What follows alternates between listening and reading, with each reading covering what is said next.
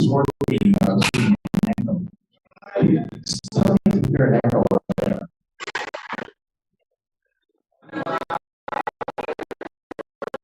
the Zoom meeting here, please mute your phones to your meeting.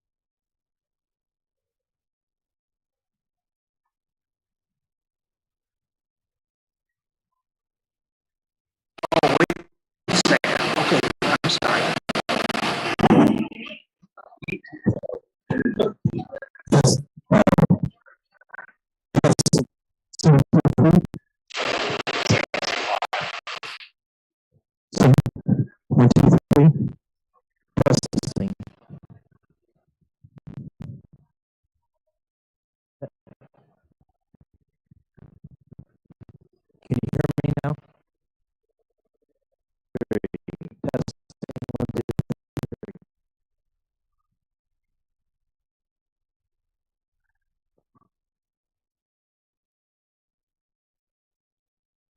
Testing 1, 2, 3.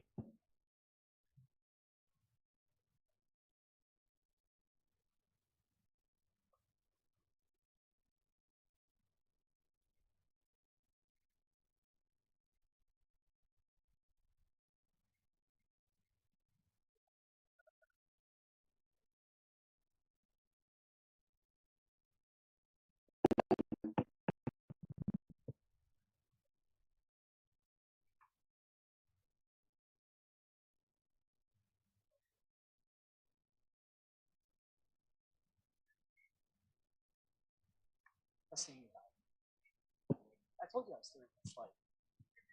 No, I told you I was 30 minutes late. All right.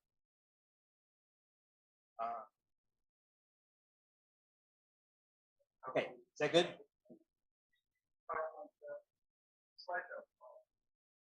Huh? That one? Okay. Remember, you need to share that screen. I'll help you. How do I turn this off? Let me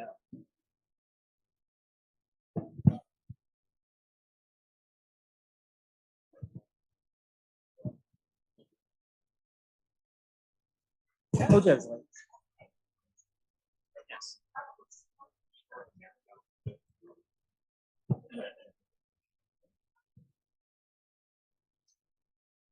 All right. Thank you, everybody, for coming in. And we apologize for being a few minutes late. Our audio visual ran into a traffic jam, just like Phil has for the last couple of months. And so we had to get everything set up so that those who are on Zoom will be able to hear and see everything that's going on. For those of you who don't know, I am the current president of FWAS, Fort Worth Astronomical Society, and my name is Michelle Theisen. And our whole group does thank you, especially any visitors who are here. We do have our raffle tonight. So if you haven't already, feel free to purchase raffle tickets. You can get $1 each, or if you want to spend $3, you can get 5 tickets. So we have several different books. There's a picture. There's a couple of stickers up there. So there's some interesting stuff. Do we have any visitors who are here visiting for the first time? Somebody in the back. You want to stand up and tell us who you are?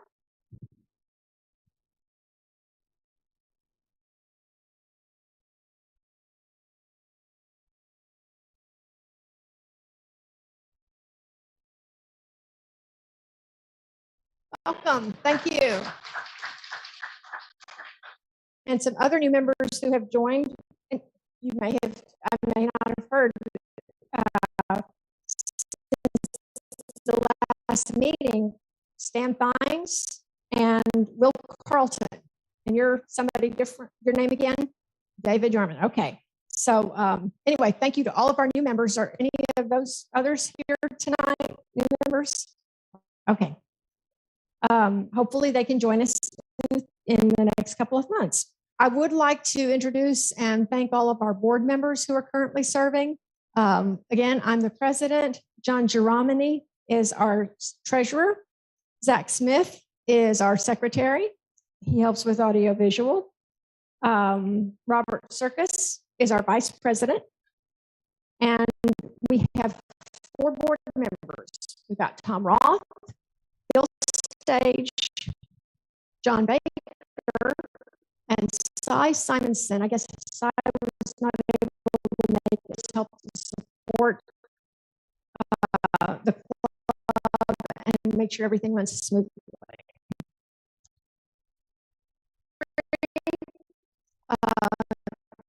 The club, Fort Worth Astronomical Society, and it was actually formed out of a junior astronomy club where the parent and so Fort Worth Astronomical Society was born. It was guided and founded by Charlie Miller.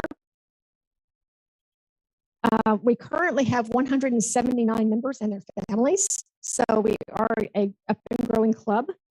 And one thing I've always appreciated about our club is the variety of interests. No matter what part of astronomy you're interested in, whether it's just observing constellations in the sky, or you like binoculars, or you just like looking through a telescope, or you're into astrophotography, we have people in all of those areas. So everybody's always willing to share with each other and help. So it's a good group that way. I've always appreciated that. Something to remember is that our club is a nonprofit organization. So if you've got some extra cash laying around and you'd like to donate it to the club, then that can be used as a tax deduction. Okay, outreach. One of the major goals of our club is outreach and to teach everybody else about how wonderful astronomy is. Our main coordinator is Patrick McMahon. Ah, there you are. Do we have a spare mic we can send to the back?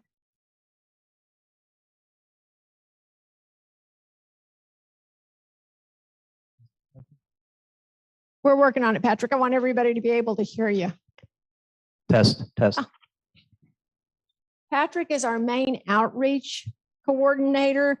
Any of the requests that come in through our Night Sky Network for schools or churches, he is the one who helps to get those on the calendar and coordinate those.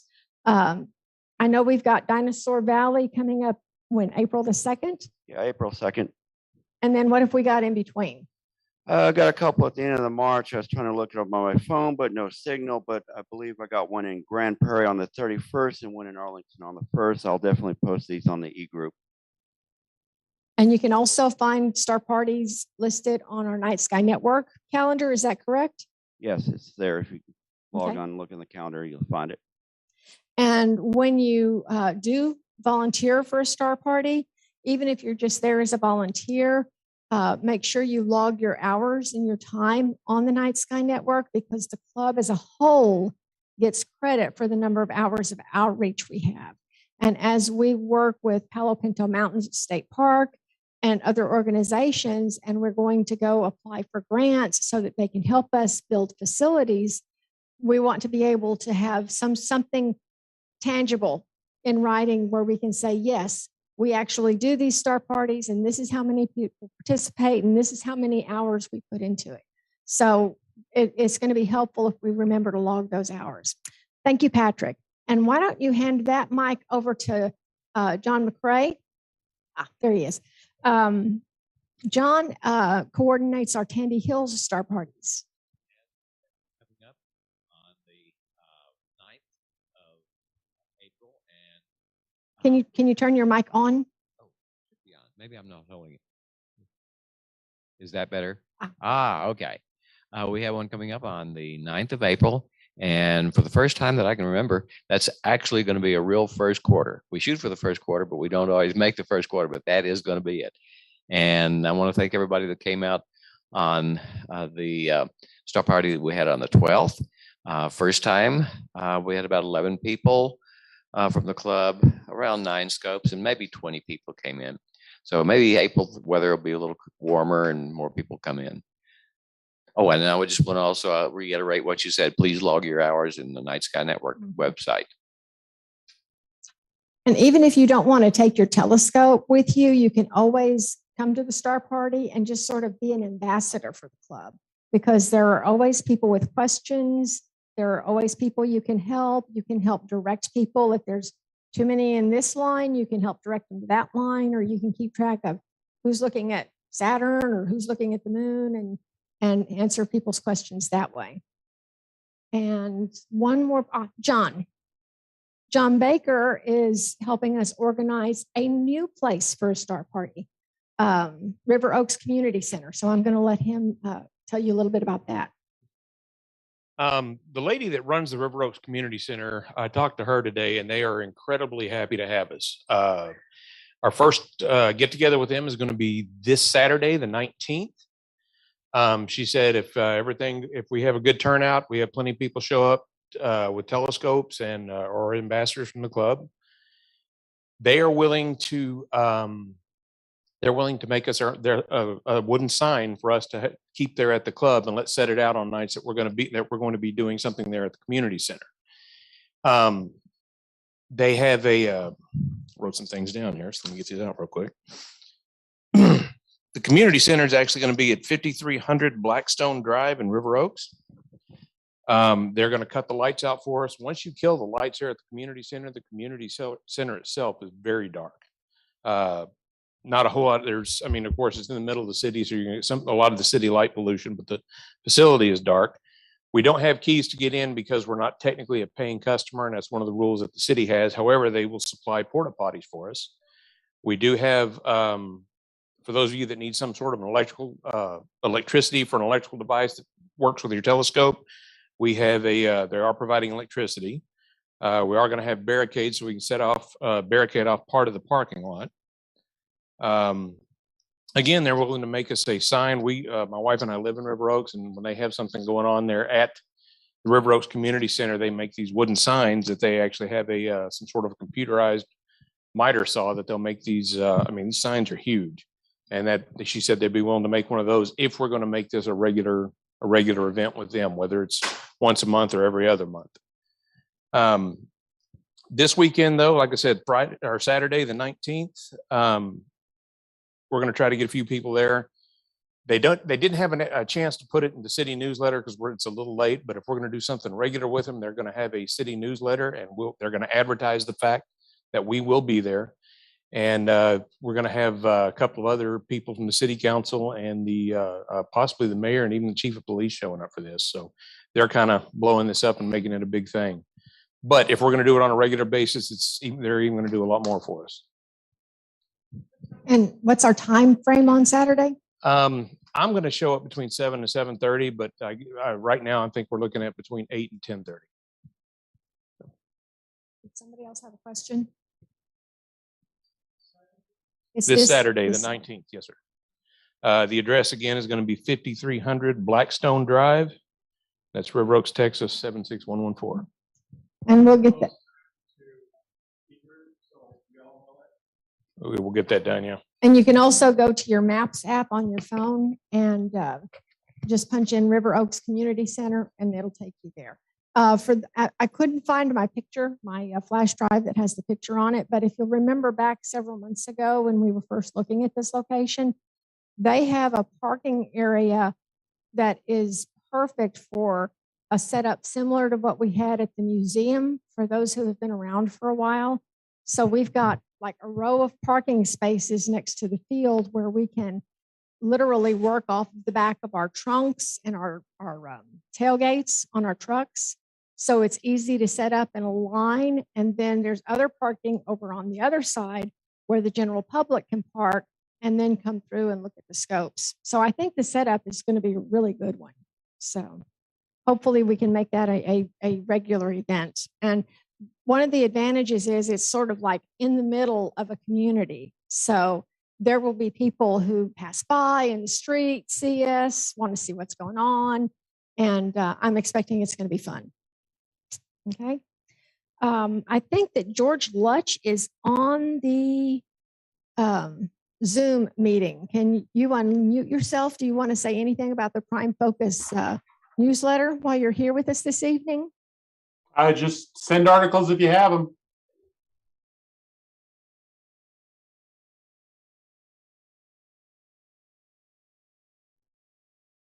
Okay, George, if you come back on, let us know, put something in the chat.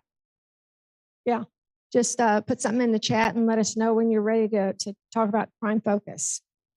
Let's talk about Dark Sky Site. Right now, our Dark Sky Site is Star Ranch out in Ranger, Texas.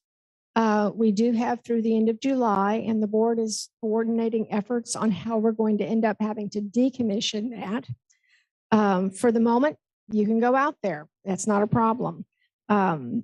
We do ask if you're a new member that you hook up with a seasoned member so that you're not going out there for the first time by yourself and you don't get lost.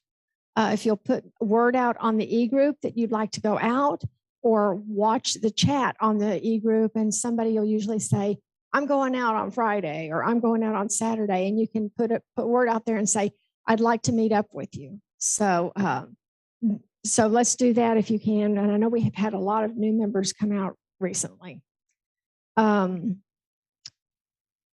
As far as we're talking about Star Ranch and decommissioning it, as we do that, we're working to do our best to work with the 19-inch. We are quite possibly going to try to preserve the deck, obviously not in one giant big piece, but to dismantle it and then be able to reassemble it in a location after we find some land to lease or use or purchase. In order to do that, we need a place to store it. And so it would take a decent size footprint, 12 foot by something or another. Maybe a 12 foot by 8 foot footprint and maybe 8 feet tall. Because in order to save the lumber, it's going to have to be stacked, but it's going to have spacers between it.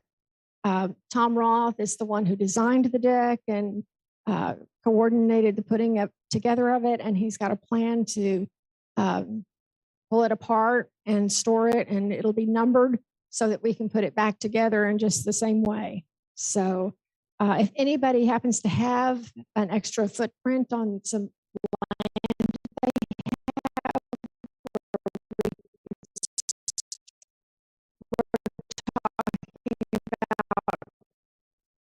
dollars worth of lumber sitting out there. So, and of course, everything is more expensive. So, if there's any way we can save it and reuse it, I mean, I guess if you're willing to help out with that, just let us know. And when it comes time to do the actual work, we'll let you know, because we will have a work party and hopefully a lot of talked about the e-group list. We do have an iOS group that the group communicates on, and you get information on that for new members. It's in your new member packet. We do suggest for that is something generic that everybody in the family can log into. We can really only have one email per family or per person. So that way everybody in the family can get the information, and it just makes it a little bit easier that way.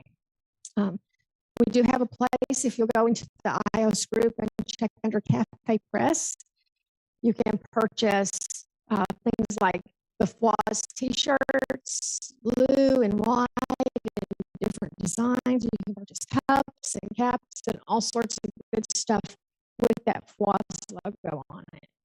For those of you who order from Amazon, there is an Amazon Smile option that you can choose.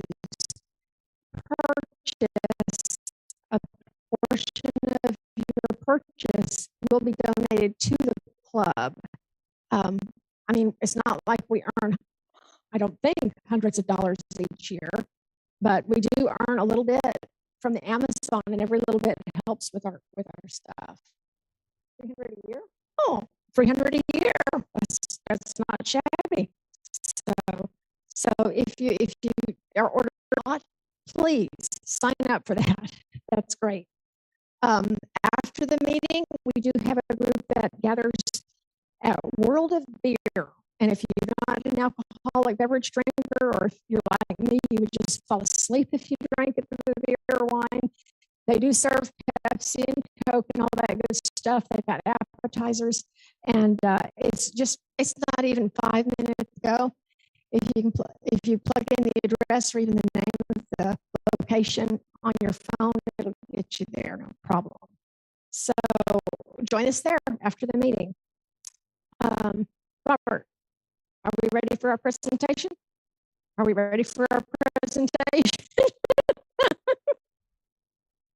Oh. After, during the business meeting. Okay.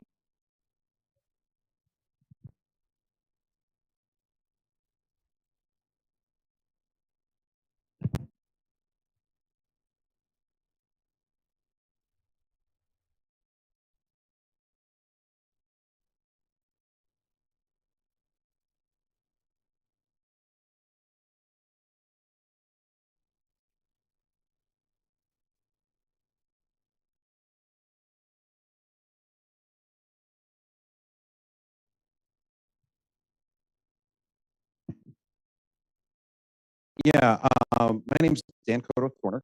I've been a member for a couple of years. I'm actually a linguist. Studied linguistics in college. I started off in Arizona and soon learned that there were absolutely no jobs in astronomy. So I started searching for something else.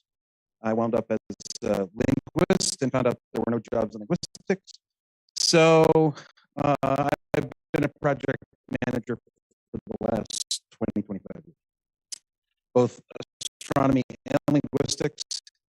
And it struck me a couple of months back about as where they came from, what started them, how they came into be offered the chance to give this presentation, and so here we are tonight.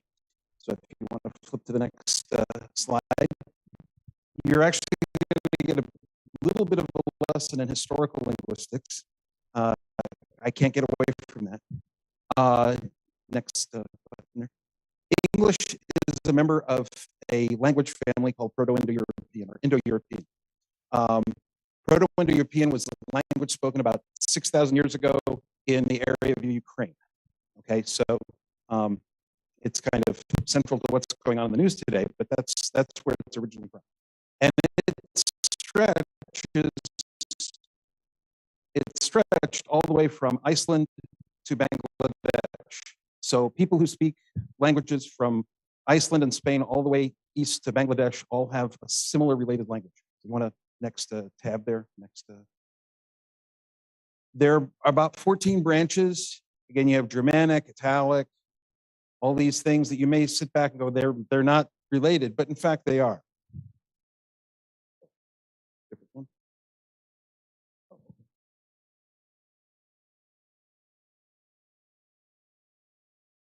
Let's see if this works here. And we're trying.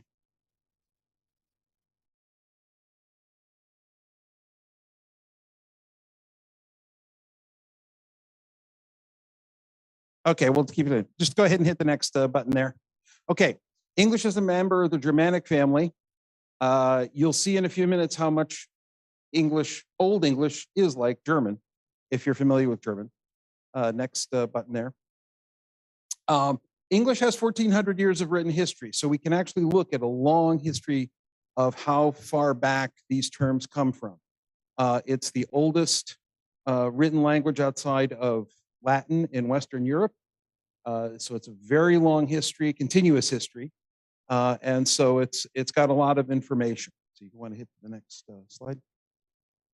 There are some oddities though. So as we're going to be looking at some stuff, we're going to see actual transcriptions of the Old English. And so we're going to look at a couple of things here. First oddity is that if you hit the, okay, Old English looks and sounds a lot like German. Okay, you would be surprised how much it is like it at times. And it has a lot of words that aren't used anymore. It still had word endings. You know, English has pretty much gotten rid of endings. But it had them all the way up to about 1400. The next button there. There are extra letters in Old English, 2 for TH sounds and 1 for an ass sound that's in cat. Next button. In Old English, U and V were the same letter. So I'm sure some of you have looked at something that was written by Shakespeare and you're sitting there going, they spell have, H-A-U-E, and you're like, what the heck? People use that until recently. If you want to flip to the next thing here. This is a building at the Massachusetts Institute of Technology. They swapped the V as the same symbol as the U, and that was in Latin up until, that was in English up until the 1600s regularly. And people use that to make it sound or look like it was really fancy. So you go to the next one. W and J were added within the last few hundred years. So those were not letters in English language until fairly recently. Early dictionaries didn't differentiate I and J. And that we're talking 1700, 1750. Next tab. Spelling was up to the author, which may be the normal case for many of us today, but it kind of got settled around 1500, but in English spelling is really screwy. I think we all know that, but it's even screwier than some old stuff. So, okay, next one. So where do we get the word astronomy? The word astronomy is actually borrowed from Greek. If you want to, next. It first appeared in 1200 AD in a written English document. Now, obviously it existed before then, but it appeared in 1200 AD. It's from astronomia. If you flip next. Astro means star in Greek, in Old Greek. Next. You have astrology. Next, you have astrolabe. Okay. You have astronaut, is a star sailor. Next, asteroid is starlight. And even a surprising one, disaster. Disaster means an ill star. The stars are against you. So anytime you see STR in something like this, they're related. It's actually from the same word star. They go back. Nomia is kind of like a law or custom behavior. And so you have a couple of examples in English today. And then next. It was a common thing for anybody who was educated to study astronomy. If you went to college, not that lots of people went to college back in those days, in around 1000 or 1100 AD, you studied 3 things first. You studied rhetoric, you studied grammar, which was always Latin, and you studied logic. And then if you went on to get your master's degree, you studied 4 things: music, math, geometry, and astronomy. So anybody who got their master's degree was an astronomer. So there were lots of them back in the 1200s and on. Okay, next. So let's look at some early English examples of this. The word star goes back to 750 AD, the first appearance that in any English document. It's from S-T-E-R, the sound stare, which meant something in the sky, and that's all it meant. Everything that was in the sky that wasn't the sun and the moon was a star. There was an alternate word, tungal. And I'm sure we've all heard of this. It sounds like something out of Lord of the Rings. But tungal was an alternate word, and it actually exists in some Germanic languages. It means moon or star in some other Germanic languages. Next. Sun goes back to 800. It first appears in Beowulf, which is that famous epic saga of a guy who goes out and kills a monster. It shows up there. It's from, again, an old English or an old Proto-Indo-European word. Moon is next, is also old. The first appearance in English is about 1000 AD. And you can see here, this is a quote from where it appears, the moon and all the stars. And I talked about the endings. I talked about the endings, and you'll see the endings in many of these words. Earth itself is of uncertain origin, but people weren't stupid. They understood that even as early as 1000 or 800 AD, they knew that the earth was round. As an apple, the earth is round. English started borrowing things early on, though.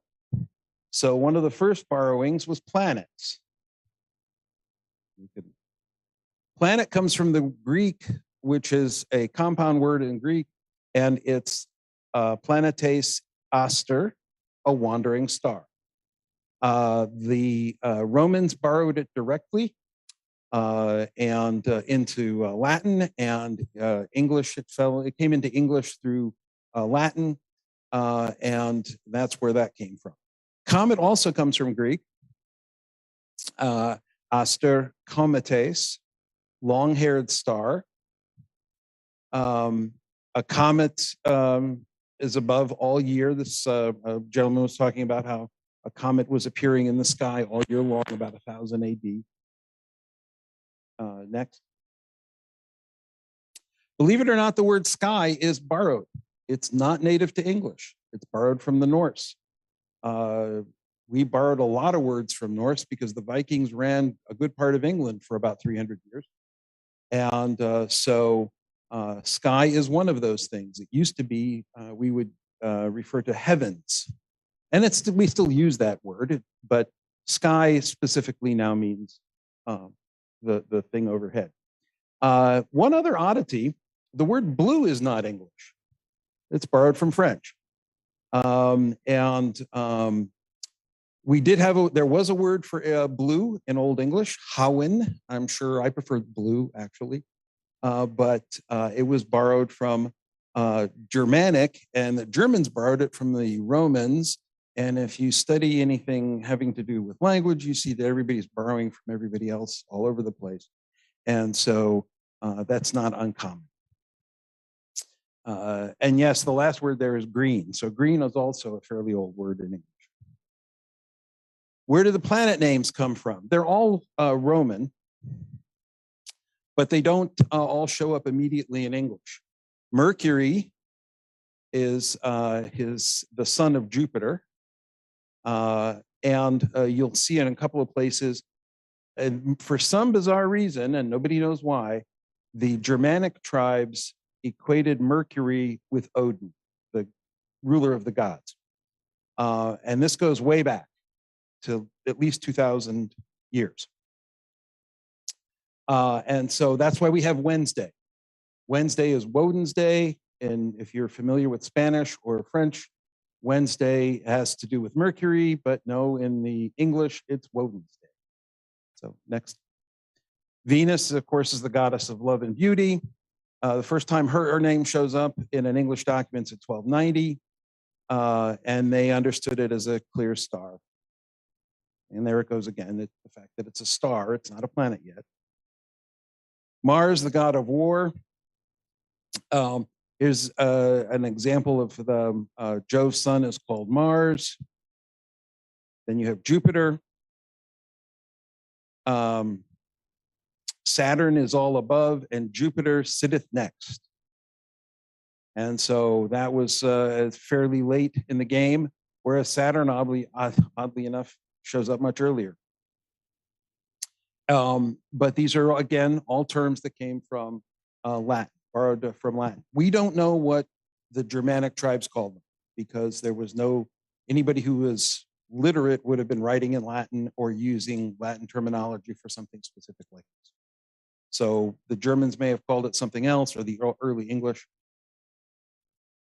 I'm sure we've all heard of Geoffrey Chaucer. Geoffrey Chaucer is a great English poet. He was also a diplomat. He was a friend of kings. He was incredibly influential, and he wrote some incredibly funny material. So if you ever get a chance to read The Miller's Tale, I would do that, but not around children. Chaucer did first write Galaxy and Milky Way. They came from the same poem, the same line.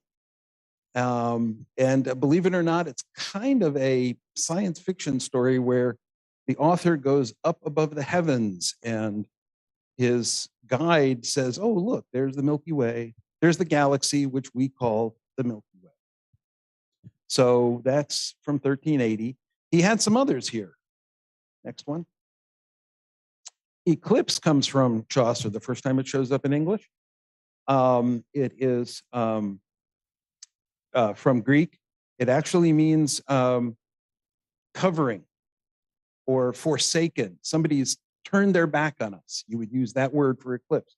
And so it's the sun has turned its back on us. That's why it's an eclipse.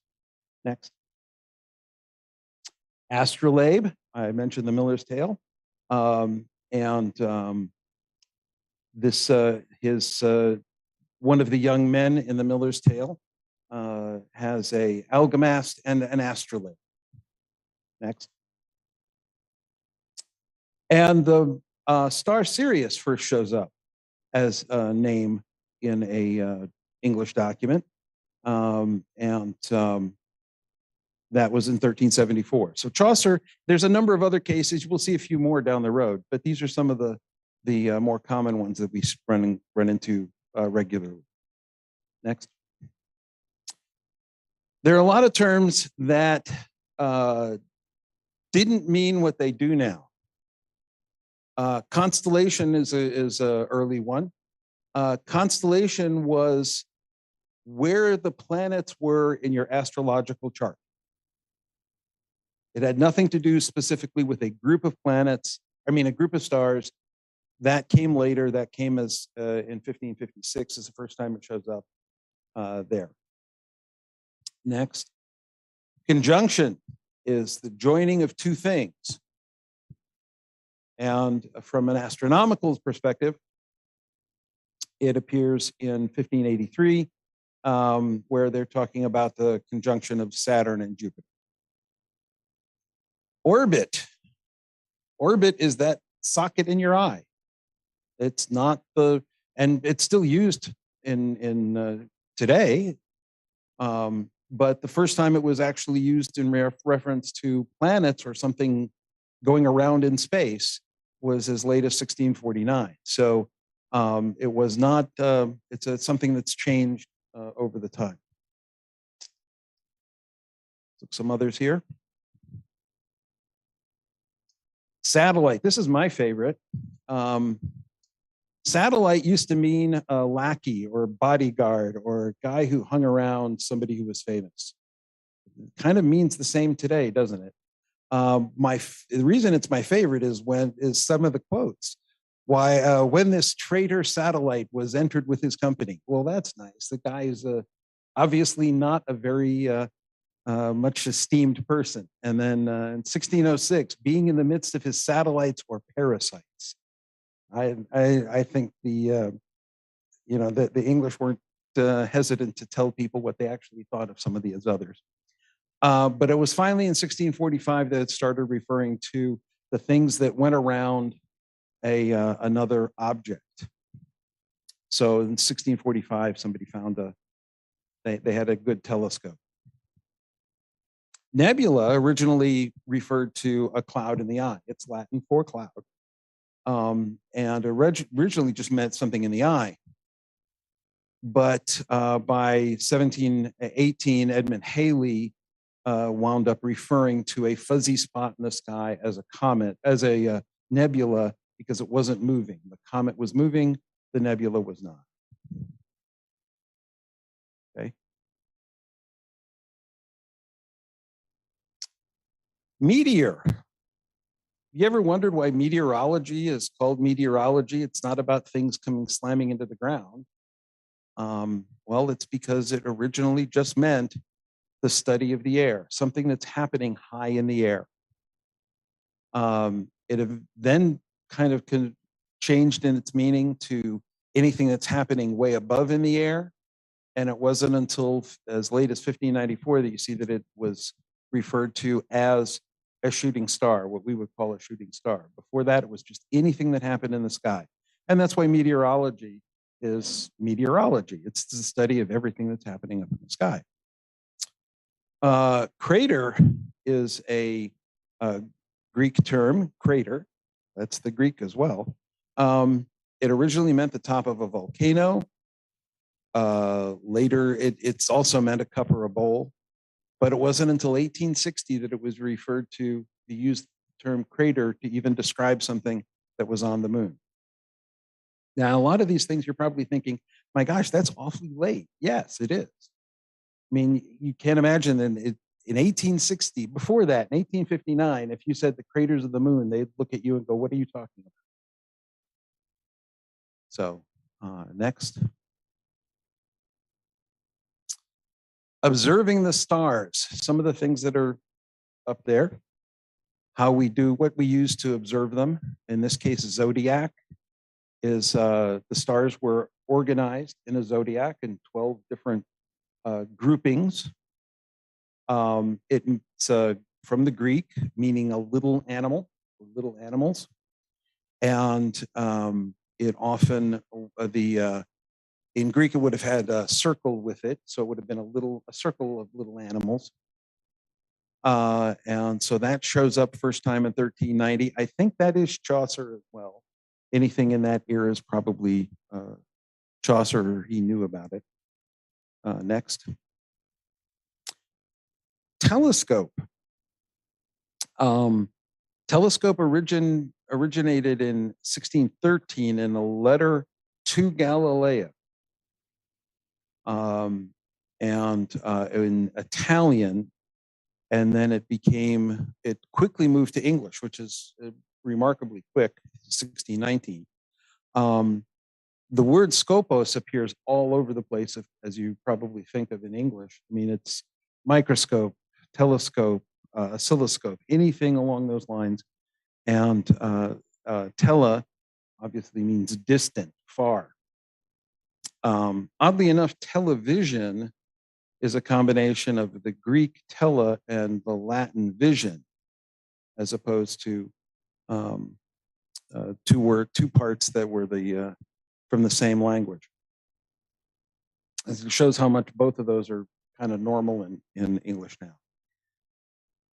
Planetarium first shows up in 1734. And it meant that what we would think of as a desktop thing. You know, those images where you have the circles with the different stars on them in a combined together. Next. Sextant for doing calculations to figure out where you were. That's all right. That was in 1628. So they were starting to get an idea that they would need something like that to do navigation and such. Okay. Zenith. Zenith is actually from Arabic, the third language that we get a lot of things from. It's a typo. If you hit the next thing here, you'll see it's a result of a transcription error. It's SAMT, S-A-M-T in Arabic, and my apologies if any of you speak Arabic. But what you have is the way people used to write. And on the left-hand side, you have Semt. And on the right-hand side, you have Senate. And you can see that if you're writing in that style and somebody drops a little bit of ink above the third part of an M, you'd immediately think it was an I. And that's exactly what happened with the word Zenith. So that's a typo. Okay. And you can go to and it means the point directly overhead. Okay. Some of the things that were discovered. In 1781, Uranus was discovered by William Herschel. He thought originally it was a comet.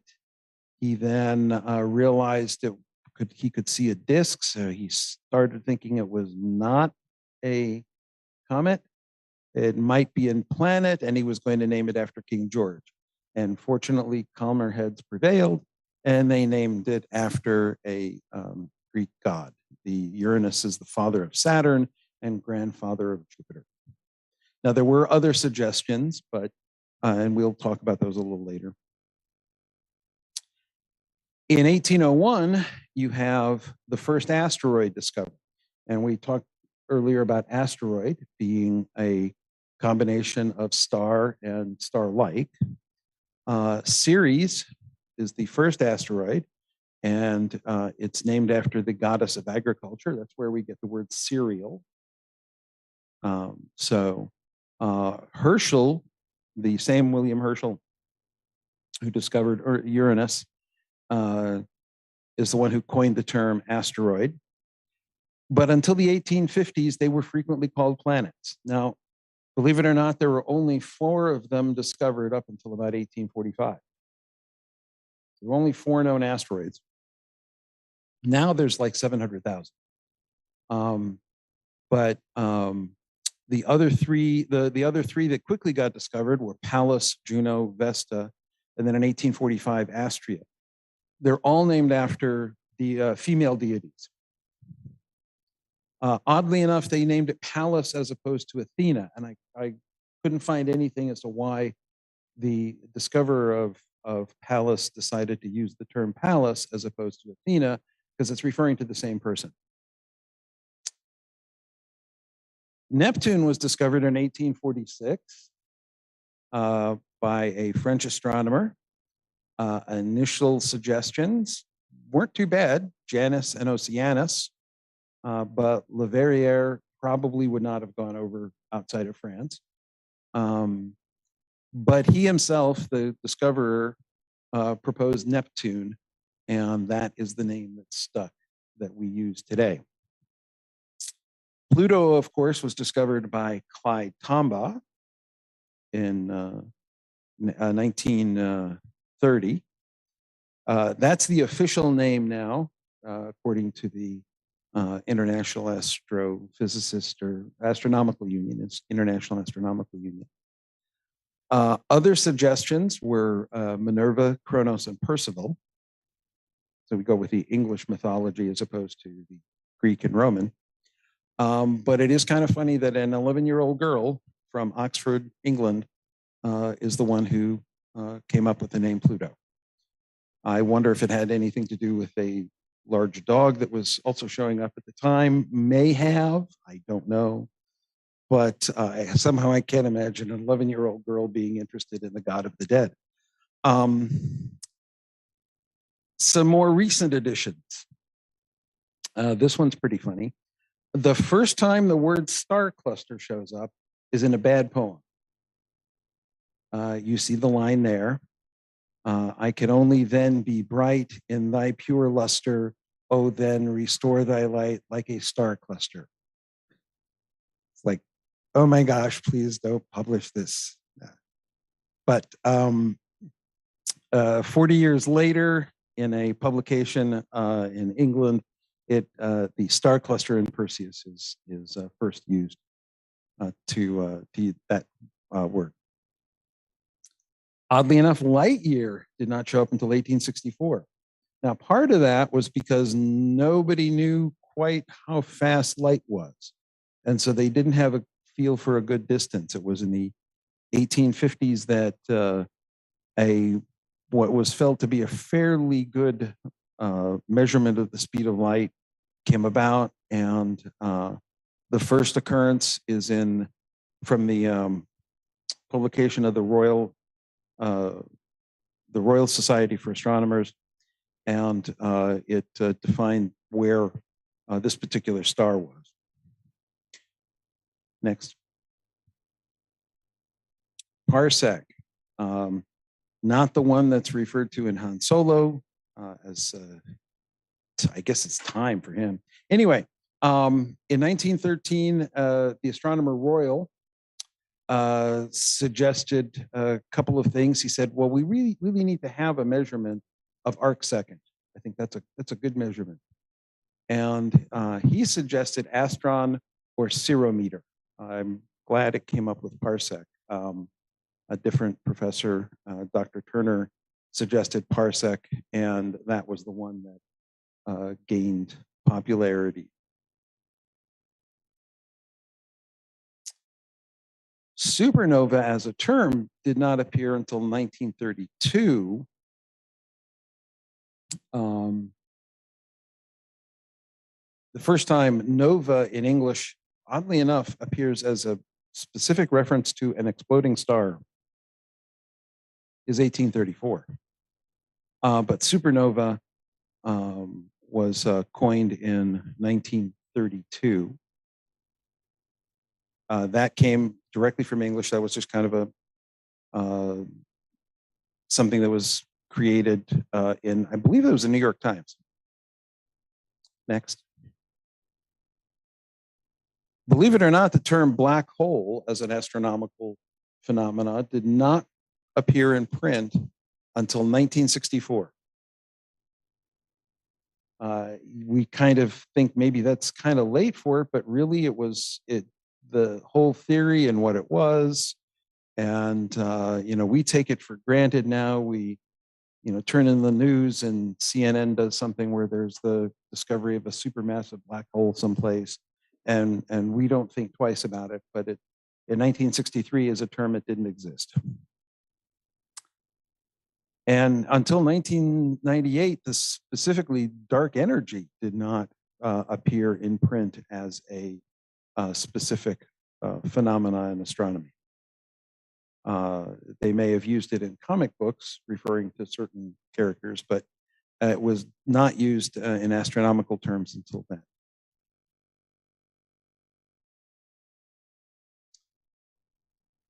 There are 3 countries that have astronauts or space travelers. English as astronaut. We stole it from the French. It first shows up as the name of a spaceship in a science fiction story in 1880. In 1928, the New York Times is talking about a French airplane designer who was also involved in high altitude research. And those people who were doing the high altitude research were called astronauts. And that name was applied to the American ones some 40 years later. Cosmonaut technically means space sailor. And it first appears in English in 1959. Oddly enough, as a response to the American announcement of astronauts. So the American government says we're going to be looking for astronauts, and the Russians then said, oh, well, we're going to have cosmonauts. So that's the origin of that. It's Greek, cosmos, meaning space. The People's Republic of China refers to their astronauts as taikonauts. It's officially, I'm not even going to try to pronounce this. If you do know Mandarin, you're more than welcome to make the attempt later. But it translates literally as navigating celestial heaven personnel. Taikonaut is a lot easier to say. So that's what the Chinese one is called. If you're not aware, India is looking to launch somebody into space this year or next, and they haven't decided on the name of their astronauts yet. So once they decide, we'll put that in the list. Star names. I'm not going to list all of them, obviously, but we're going to look at a few of them. They generally come from three places, either Greek, Latin, or Arabic.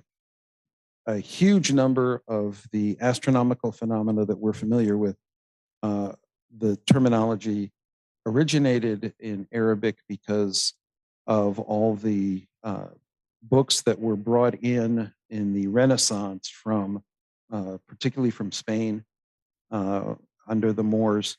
And so a lot of that information is pulled in. They were instrumental in naming things and instrumental in creating stuff.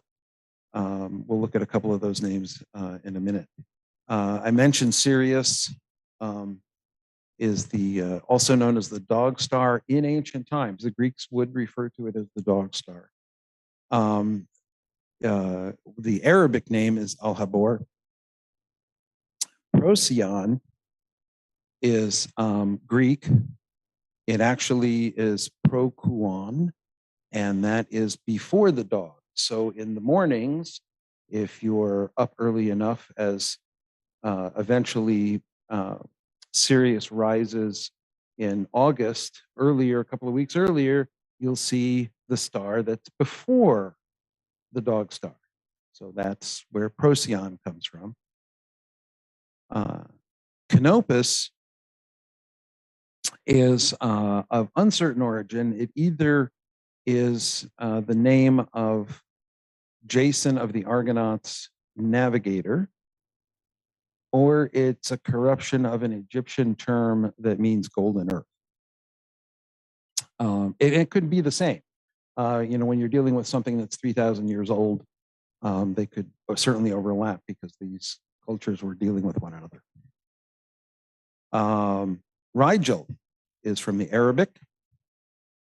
Again, my apologies. I'm not going to try. If you speak Arabic, it would be, you know, you can read it for us.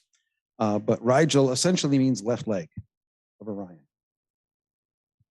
And as you look at Orion, it makes perfect sense. Guess what Betelgeuse means? Right shoulder. Yeah, that's right. So you got the two names of the left and the right. Again, another mistranscription. Sometime in the 1500s, it got mistranscribed.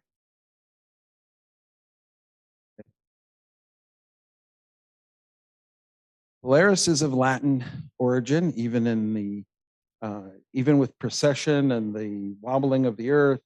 The pole star Polaris was close to the pole, and everybody knew it, and so that was identified as the pole star 2,000 years ago. But it first shows up in English in 1675. Arcturus. This really is an ancient name. It means guardian of the bear. Tauros, as in bull, as in the same word that you would be familiar in Spanish, is also what you have in Greek.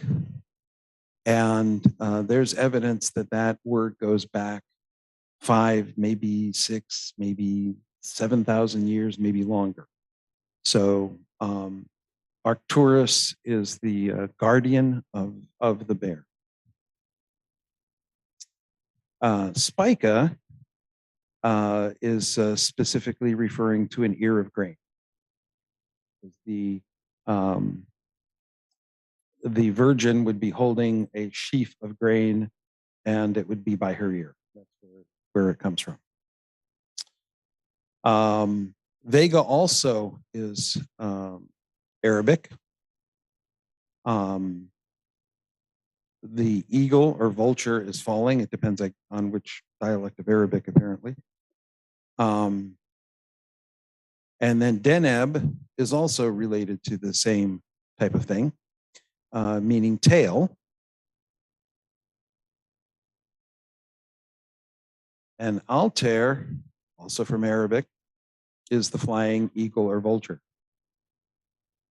You've probably noticed a lot of stuff that said al in it. In many scientific words that start off with al are in fact Arabic. That's the Arab word for the. And so like alcohol, algebra, things like that are all actually borrowed from the Arabic. So that's where you get Altair from.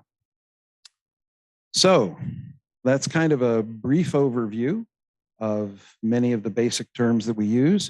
Well, this is additional stuff. I didn't know if we had time to talk about it. Do we have time? Michelle's. Okay. One of the things I've been asked about, not here, but in other places, is where do we get the names of the days of the week? Which are kind of astronomical because they're named after the planets. And it actually comes from indirectly Babylonian astronomy. Because the Babylonians lined up the planets in a particular order from farthest away to nearest. And you have Saturn, Jupiter, Mars, the Sun, Venus, Mercury, and the Moon. Okay, that's the order. And another thing the Babylonians had was this notion that one of the gods of the planets was responsible for a different hour every day. And then it just kind of rotated through. They were on a shift duty. They would just kind of like rotate through. And the Babylonians had 24 hours to a day, but only 7 planets. And it is kind of crazy to realize that our 24-hour day and our 7-day week is 4,000 years old because the Babylonians decided that's the best way to do it. So, I mean, that's kind of amazing to think about that. So they started off with the farthest planet away. And as you go down the list, you see you start off with Saturn. And then you go Jupiter, Mars, Sun, Venus, Mercury, Moon, blah, blah, blah. And then you get to the bottom and you get to the next day. 24 hours later, you get to the next day, and that's Sun. So that's Sunday. And you go down the list and you rotate back up and you get to Moon Day. And you go down the list and you go back to the top and you get to Mars Day. Now, we don't use Mars as our day for that day of the week. We use the Norse god Tiwu. So we have Tuesday. Tiwu was one of the Norse gods of war. And then we rotate down again and we get back to Mercury. And as I mentioned earlier, in Latin cultures, Mercury tends to be the name of the middle day of the week. But for, again, reasons unknown, somehow the Germanic tribes, which English is descended from, equated Mercury with Odin, the king of the gods. So that's why we have Woden's Day after Tiwu's Day. And so Mercury, and then it continues on down. Now that's not universal in Germanic languages. In some Germanic languages, it's like in German, it's Mittwoch, which means middle of the week. But as it goes down, you get back to Jupiter on the next day, and he would be, of course, Thor. So he's Thor's Day. In German, sometimes in some of the Germanic languages, like in German, it's Donnerstag, which would be Thunder's Day, but they're related. And since Jupiter is the god of thunder and lightning, and Thor is the god of thunder and lightning, it makes perfect sense from a Germanic standpoint. And then finally, we rotate around and we get back to Venus, and that would be Friday, but we name it in English after Freya, the Norse goddess. So that's why we have Friday. Now, oddly enough, even going back into the 800s AD, Saturday is still Saturday. It didn't get converted to a Latin name, to a Germanic name. It stayed Saturday.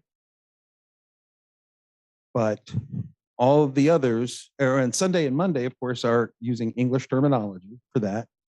And then the others were also converted into Old English. So that's where we get the days of the week as a result of astronomical observations of Babylonians 4,000 years ago. Questions on any of the stuff that I've covered? Yes.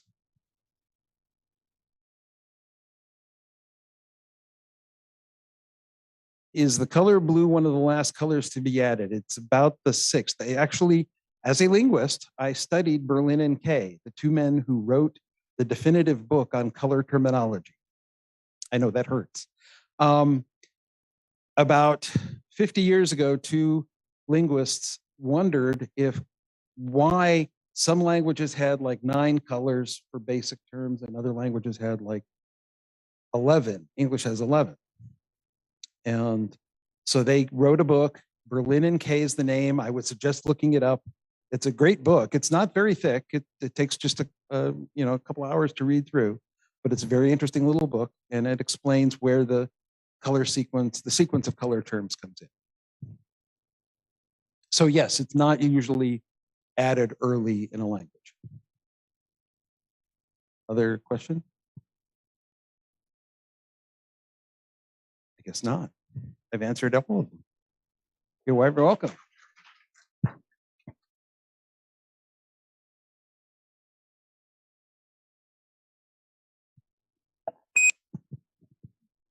There was one question right back here.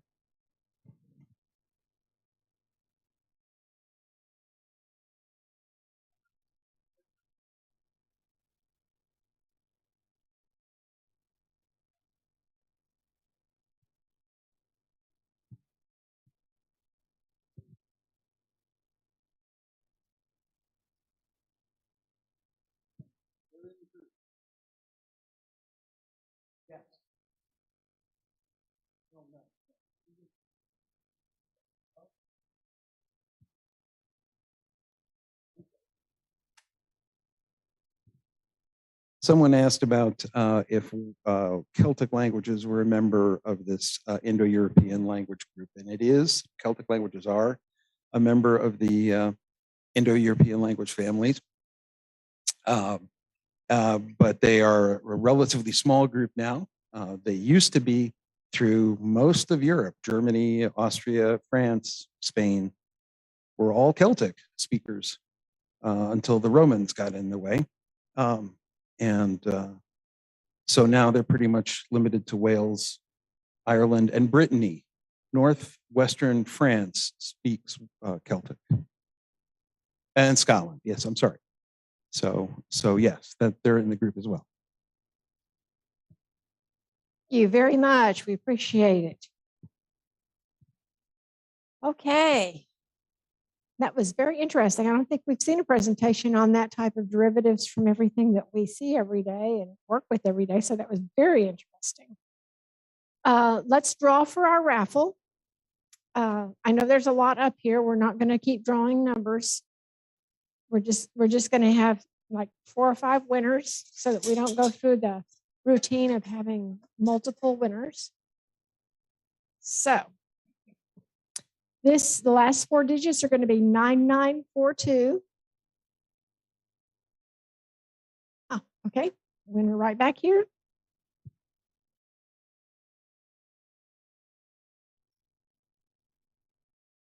And this is probably a duplicate. Let's try getting something a little bit different. Okay, thank you. Got it. Okay. Last 4 digits are 9949. Okay.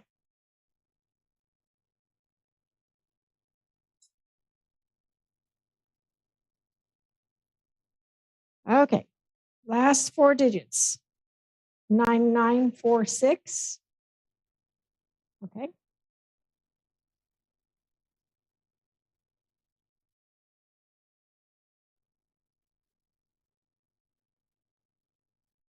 Last four digits, 9938.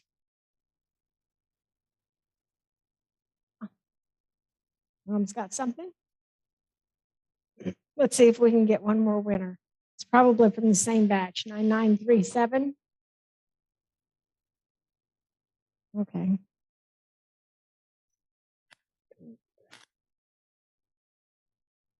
Let's see.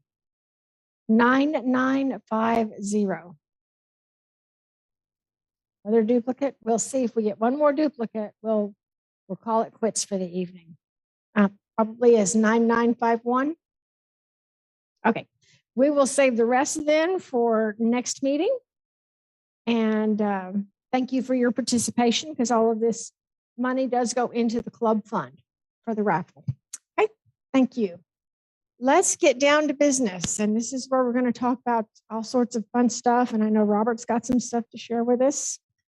One thing I do want to remind you of is that we do have elections that will be occurring in a couple of months. We'll have nominations in May, and we'll have elections in June for the next board, for the board that will handle and guide the club for the 2022-2023 year. For those of you who are newer to the club, there is a board that makes the major decisions for the club and sort of gives it the direction it needs to go in. You have the president, you have a treasurer, you have a vice president. Vice president usually handles things like Robert is the one who gathers all of our programs for us. And if something happens to me, you get to take over. So we do have a vice president. We have secretary. Currently, that's Zach Smith. And then we have we have Cy. He's not here. Cy and Tom and John and Phil are our current board members. They're just general directors that help to support the board. Two of those four will be leaving their post this year. So we will have two new directors who are needed. So really the only directive, if you would like to hold one of the board positions or help out for just a year, then it's really you just have to be a member for at least a year before you're nominated. So if you joined before May of 2021, you're eligible to serve on the board. And it's always good to have, I call it fresh blood, to have new people and new ideas come in, and it just sort of keeps things fresh. It brings new ways of looking at things. And it's very important to keep the club going. If the club is something you've enjoyed and you'd like to just help out for a year, let one of us know, and we'll make sure you're in the nominations when those come up in May. Okay. One of the major areas we're going to talk about is, again, our improvements and where our energies are going for our improvements. At several months ago, the board determined that our major focus was going to be working with Palo Pinto Mountains State Park. We will still be looking for land, whether it's for lease, for purchase, somebody who'll just let us use it for a while. But we are focusing on Palo Pinto Mountains State Park. I don't believe I saw Mark Smith here this evening. Is he here? Oh. For some reason you hide from me every time. Can you get Mark a mic?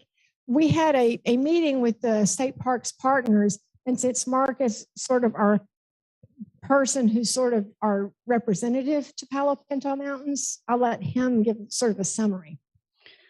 Okay, the meeting of the Palo Pinto Mountain State Park Partners, long enough name there. Yeah, or write it out in letters like PP, MSPPP, something like that. Anyway, we had a meeting on the 12th of this month, like Saturday, week and a half ago. We had 6 members of the club there. And we got a good background on the history of the park, and when it's projected to open is in 2023. They didn't even say which month. I did put together a trip report on that, and Michelle, I just realized I need to put that on the group's IO so everybody can read it. The summary gives a little bit of a history of the park. It's actually grown since it was first allocated in 2011. It started off as 3,300 acres, and now it's up to 4,900 acres, which makes it one of the larger parks in the state park system. They initially went out to a lot of groups and came up with a basic development plan for the park. And then they went and got it priced out, and it was like $68 million, which that was far beyond what they could get. So they went back to the drawing board and scaled it down and postponed some projects, did a few cost-cutting measures, and got it down around the $30 million range. That they were able to secure funding for, and that work started this year. Let's see, from my notes. Stage 1 began in February of 21. Stage 2 began in September. So they've already gotten bids and let contracts for some of the development. One of the postponements that occurred was the area that had been set aside for stargazing involved building a road up to that location, which had a price tag of $4 million. So in order to get from the 68 million down to the 30 million, that road was dropped, at least for the present time, and the stargazing area was moved to the same location where there have been star parties in the past. And I think several members have been to those parties out there. This is the first new state park in Texas in 25 years. So it's a really big deal. So construction's underway. They've got a lot of facilities that are going to be going out there, camping, etc. Where the stargazing area is going to be, there'll be a pavilion in that area and some parking as well. One of the good news items of this, and hearing the superintendent, Mr. James Adams, who grew up in Mineral Wells, he described all the designs for lighting and stuff like that in the area of the stargazing area. They're making it all per dark sky site recommendations. So we've got people there in charge that know what needs to be done. One other good thing is that they're going to be having elections for their board. Those will happen in early April. And Mr. Tom Roth has put in an application to be elected to the board of Palo Pinto Mountain State Park Partners. So we will have a person hopefully on the board to get firsthand news for us and any developments. As I said, this is kind of a quick summary of the trip report, and that'll be put out on Groups IO. There's a couple of questions. Okay. Mike? Okay, the question is there any discussion about us building something? That's one of the things we want to look at pursuing. Other state parks have major astronomical facilities, especially the one down south of Houston. And that will be one thing we can look at pursuing. And since it's a state park, we can also pursue grant funding to build facilities. So the original location has also been reserved, the stargazing location has been reserved in the park for future use for that purpose. So if we start pulling in money from foundations, we could eventually end up with an observatory at that location. Yes. Yeah. The road's probably going to be one of the bigger drawbacks, but if we can get the initial observing area built and in use and show, have star parties out there and show a community and regional interest, then we can hopefully drum up better results for the long-term growth.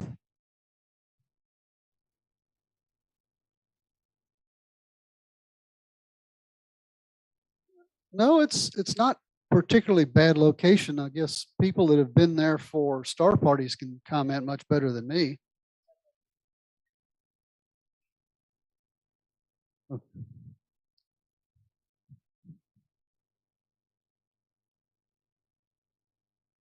Are you asking, Mike, why we couldn't put our facility where it's, well, that I think, correct me, Mark, but if I'm wrong, but I believe the superintendent said that this area for the stargazing is also near the group pavilion. So it will be an area where groups can come in and do events or, you know, have gatherings similar to what we're going to have in Mineral Wells for our party. So I guess the answer is the facilities get built there, for example, a pavilion, we may find out that we can store some of our equipment there and hold star parties at that location.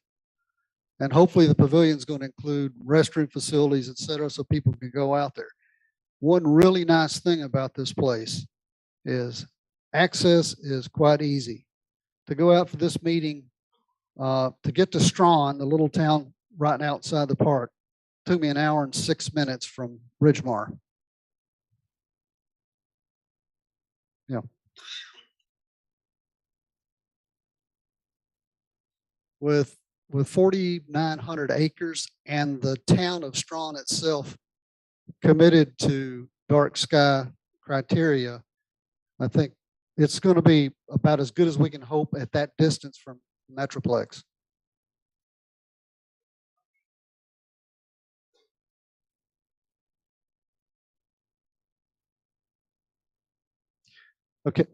Okay. The question is, if the money is available, are they open to putting the stargazing area in the original location? The answer is yes, because the way they phrased it, that location is in reserve for future stargazing location. They've done that for several of the areas. They've had to reduce the size of the camping areas. There's over 30 miles of hiking trails planned, but they're only going to open with 18. So the way they got the money down is they either totally postponed things, as in the case of the stargazing area, or they downsized them. So the campgrounds are reduced both in number and extent.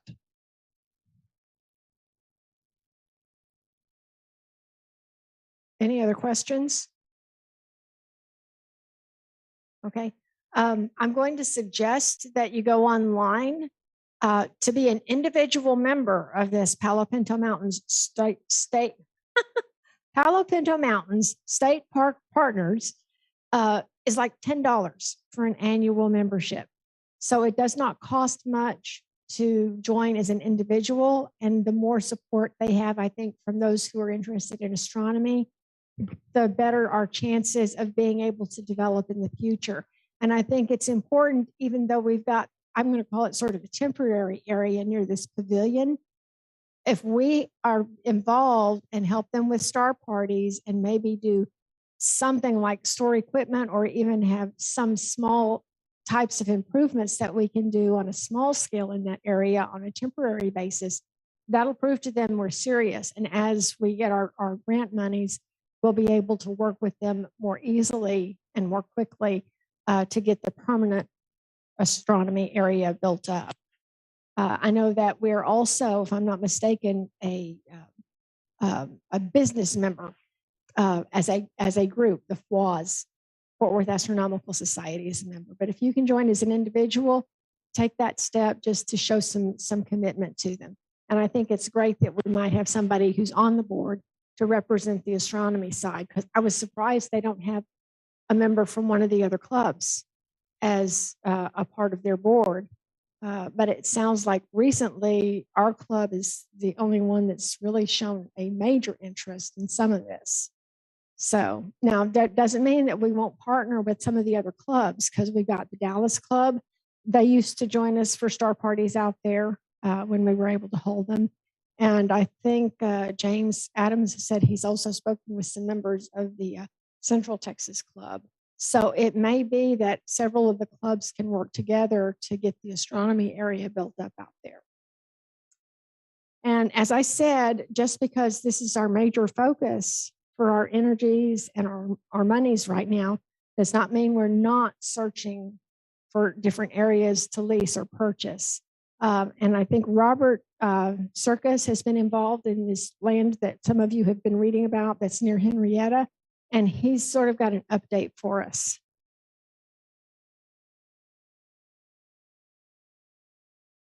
Thank you. First off, I want to give a hand to Don here. Dan, excuse me.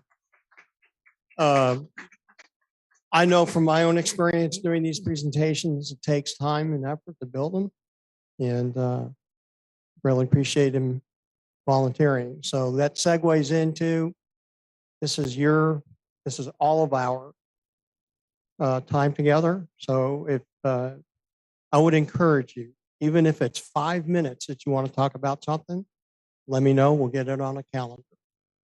So, because I'd like to hear from all kinds of folks about the things that they do in our club, whether it's visual or terrestrial or imaging. So speaking of imaging, I've been out to a site in Henrietta. It's an hour and 45 minutes from the mid cities, and that's where I live, so that's why I know how long it takes to get there. I've been out there. I visited with Zach about 6 weeks ago, and the site in the daytime looks pretty good for us. There are three. It's about in total, it's about 9 acres, but we looked at one tract that's about 2.5, maybe 3 acres, and it's 220 foot wide and 490. Yeah, I get 4 and 6 mixed up, so it's 490 feet deep. There's a gentle rise up to a hillock. It's about, I would say, 45 or 50 feet up and level in the back. And it looks like a pretty good spot for us. I think Zach's been out in the general vicinity at night. He took a picture and it seems to be pretty good. I think it's a Bortle 3-ish, 4 maybe. Yeah. So someone asked about mercury lamps. There are no lights out there.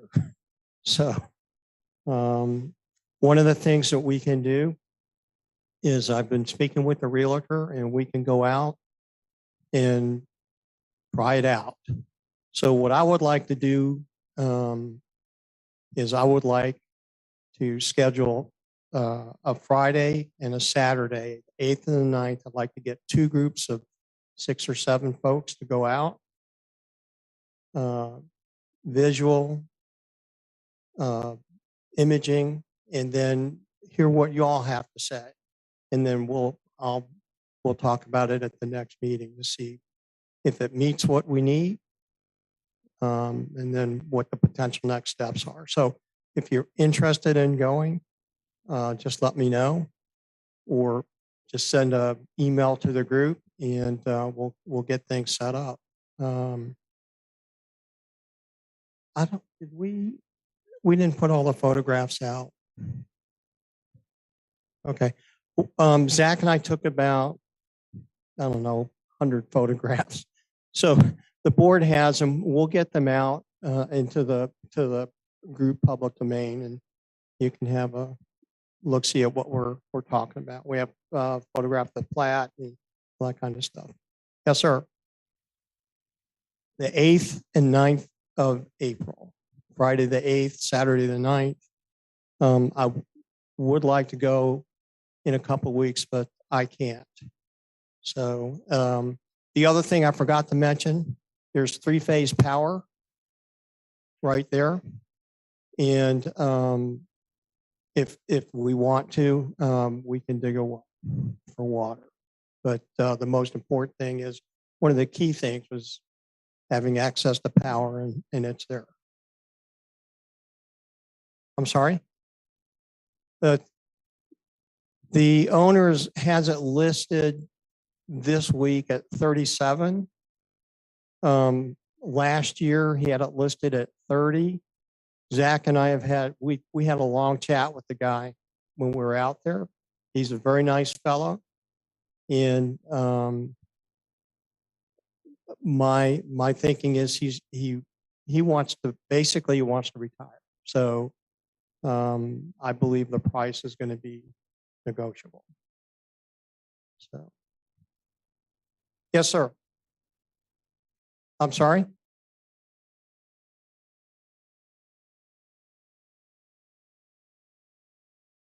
Well, it's 300 meters off the county road. It's almost like a corner. Ah, okay.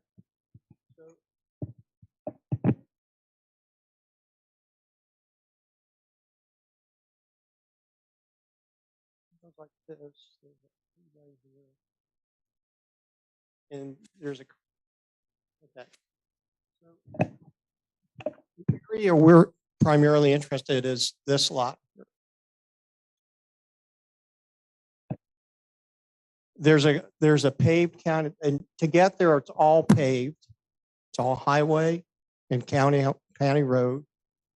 To here, this is a county road. Oh, thank you.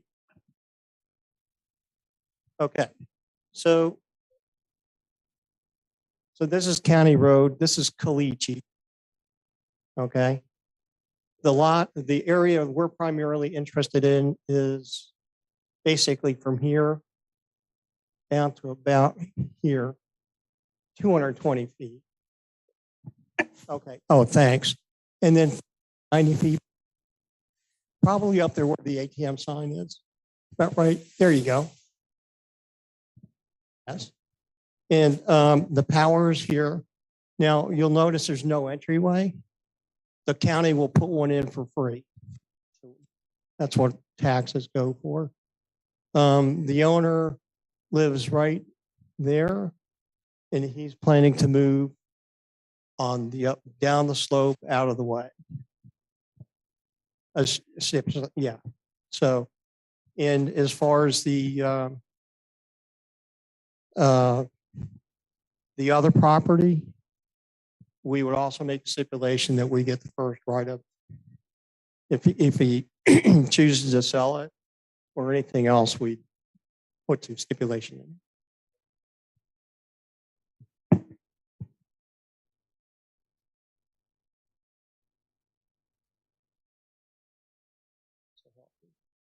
There we go.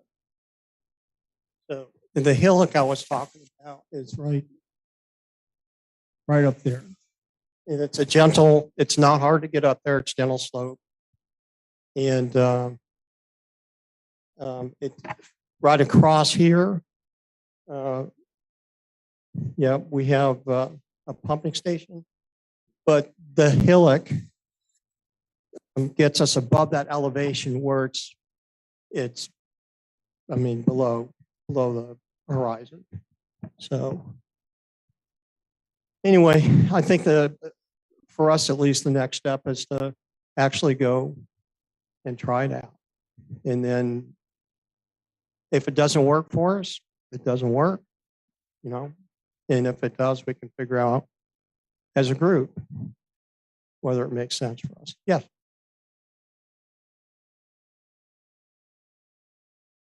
Again, I kind of need to be there, and yeah, plus we have club picnic on the 2nd. So that's why we chose the 8th and the 9th.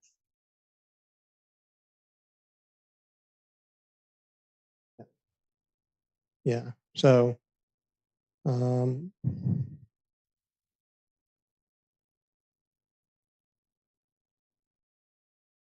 yeah, it's off at 287.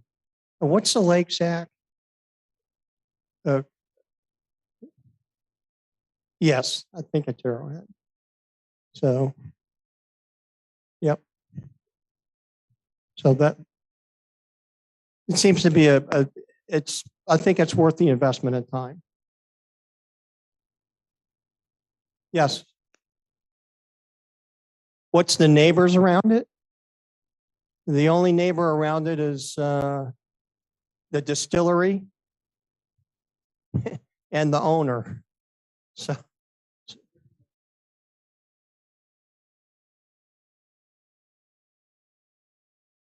yes.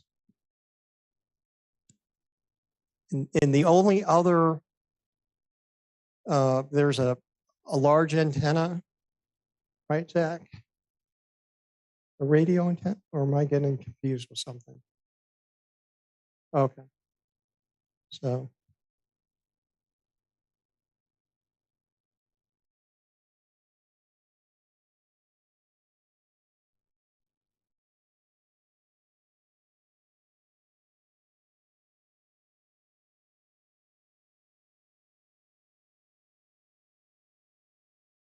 I think I got confused with something else.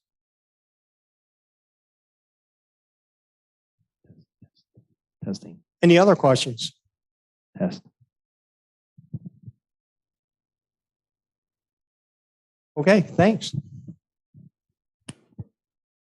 And one thing Robert has said before is, and I think he's put it out on the e-group, but it's a good to remind, please do not just start trekking up that direction and checking stuff out on your own. I think that may have become a problem.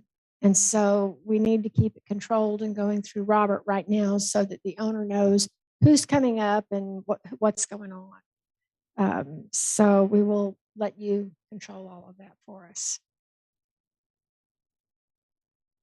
Okay, something I do want to make sure everybody is aware of.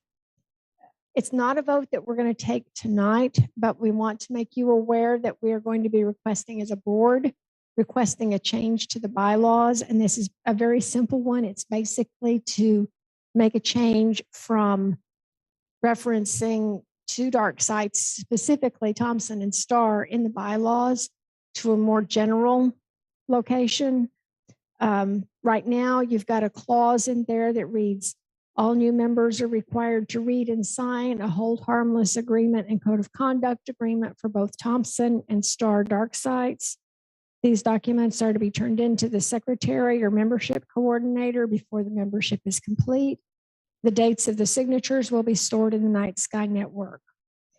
What is proposed is to simplify that and make it more general. And this is how we're going to propose it reads. And you should see this in the next newsletter, the Prime Focus that comes out in April. It will be all members are required to read and sign a hold harmless agreement and code of conduct agreement for each dark sky site as designated in the new member handbook. The dates of the signatures will be stored in the Night Sky Network roster database. So that's a simple change that we're going to be looking at making. And based on our bylaws, the board has discussed it. We've agreed on the wording. I'm just sort of letting you know we need to have it published in the newsletter before we can actually take a vote on it. So this vote will probably not happen until May. We want to make sure everybody is aware of it before we take the vote. We do, as has been mentioned a couple of different times, have a picnic scheduled for April the 2nd. And this is going to be obviously different from anything we've had in the past. This is going to be at Mineral Wells State Park. We will get you more details. It'll be in their group area, but in exchange for being able to use the area, we will be holding a public star party. So we'll get to do our observing, we'll get to hold a star party and have some fun all at the same time. Treasurer's report, John.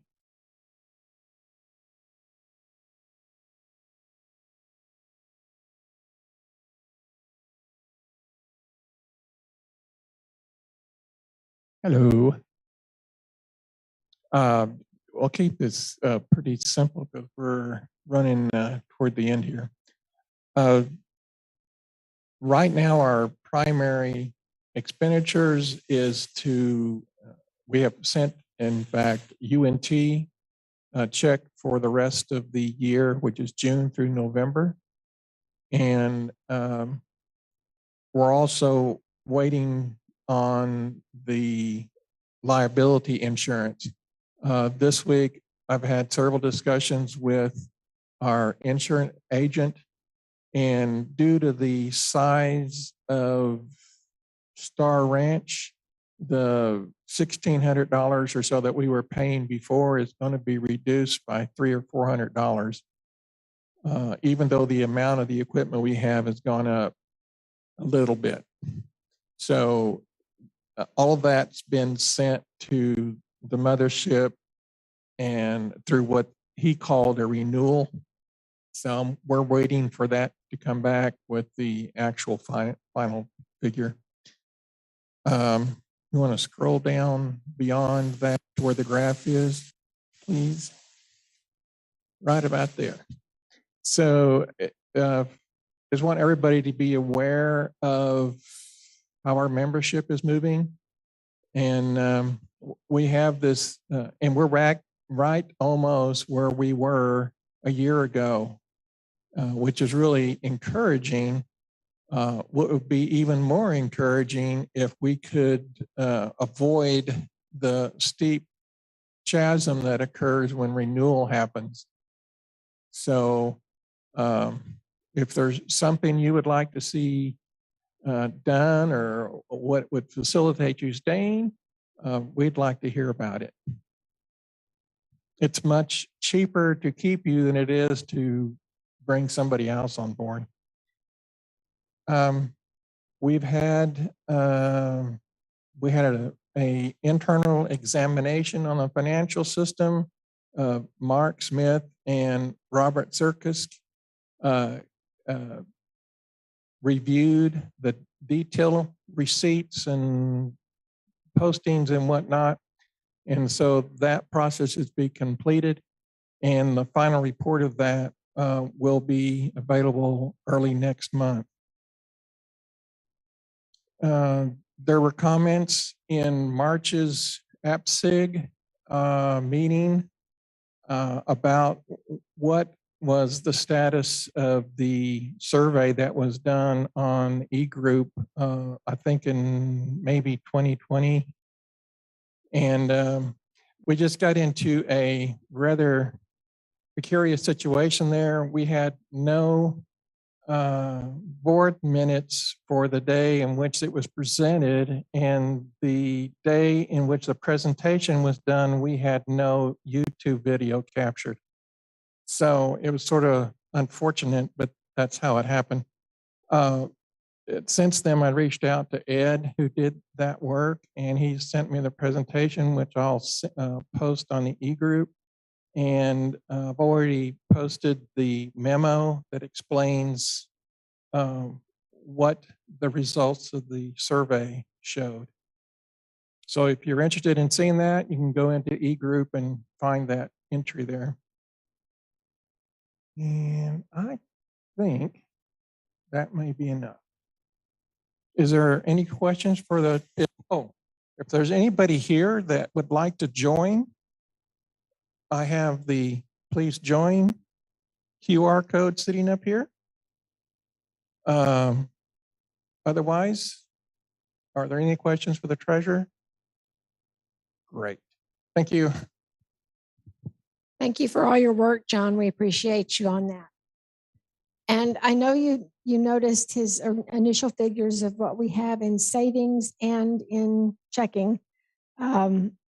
Just be aware that as we do look for land, again, whether to lease or to purchase, we as a board, and then we'll recommend to the club that, you know, we're of the opinion that you don't want to spend every last penny you have on a piece of land with absolutely no money left over to do any kind of development on it.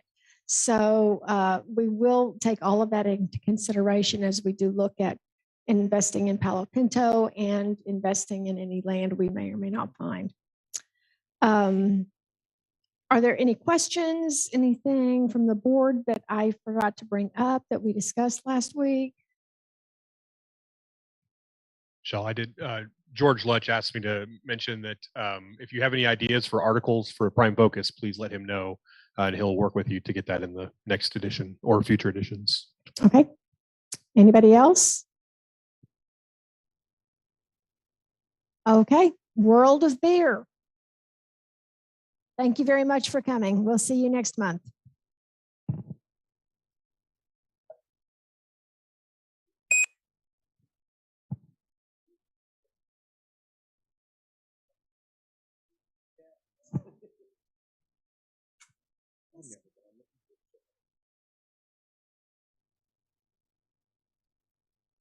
I'm talking to the wrong person. John would be able to tell you that. I would say, check the new member handbook, but you have to be on the iOS group to get to that. Testing, test. This is, this actually sounds better, I think, than even that other one. Yeah. This is the more expensive one. But it's much older. Okay, so all three of them. Somebody who works for UNT. Yeah.